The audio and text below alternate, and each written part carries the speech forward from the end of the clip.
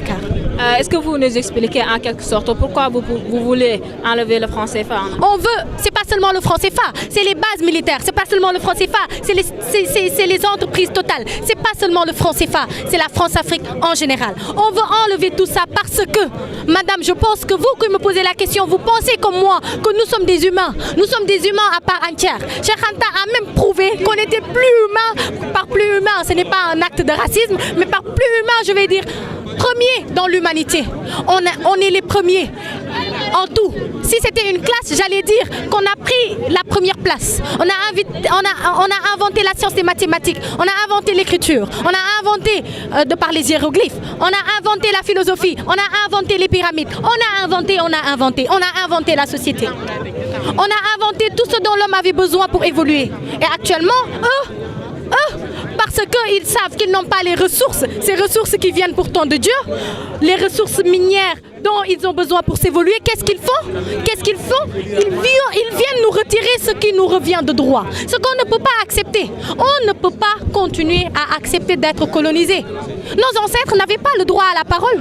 Moi aujourd'hui, je peux me mettre devant 1000 personnes et dire ce que je pense. Nos ancêtres avaient le droit de se taire et de travailler dans les plantations.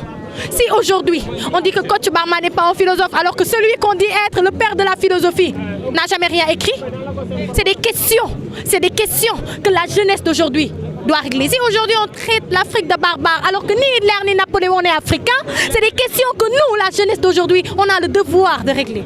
Raison pour laquelle on ne peut pas rester chez nous, on ne peut pas rester à manger et à boire comme ils le veulent, nègre, ventre plein, nègre content, non. Libération accomplie, nègre d'aujourd'hui content. Si vous avez un message à passer aux Africains en général et Sénégalais en particulier, ce serait quoi? Ce serait d'abord de leur dire qu'ils ne sont pas en train de trahir leur mission et ça se voit. De leur dire qu'on sent jusqu'ici les vibrations de Bamako, les vibrations du Congo, les vibrations de Brazzaville. Oui, on les sent jusqu'ici. De leur dire que cette terre-mère-là, pour laquelle ils se battent, en vaut la peine. Parce que cette terre-mère-là nous a donné là où habiter. Cette terre-mère-là ne nous a pas seulement donné le droit à la vie, mais a donné à toute l'humanité ce droit-là d'exister. Nous sommes contents de ces gens-là. À ceux qui pensent que des manifestations ont échoué parce qu'ils sont 20 ou 30 personnes, nous on en a réuni près de 300 un peu partout dans le monde. 300 un peu partout dans le monde, ça fait des millions d'Africains qui se lèvent pour dire non. Qui se lèvent pour dire ça suffit, qui se lèvent pour dire abat l'impérialisme. Et ce n'est pas seulement des dires, comme je le dis. Ce n'est pas une révolte qui se prépare, madame, non.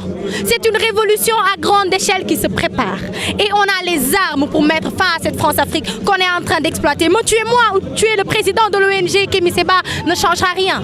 Parce qu'on a créé une jeunesse, vous avez vu ici des gens de tout âge, qui vont et qui sont en train de relever ce défi, qui est la libération de notre peuple. Ndeye Nogué Babel Sow. Merci. Ndeye Nogué Babel.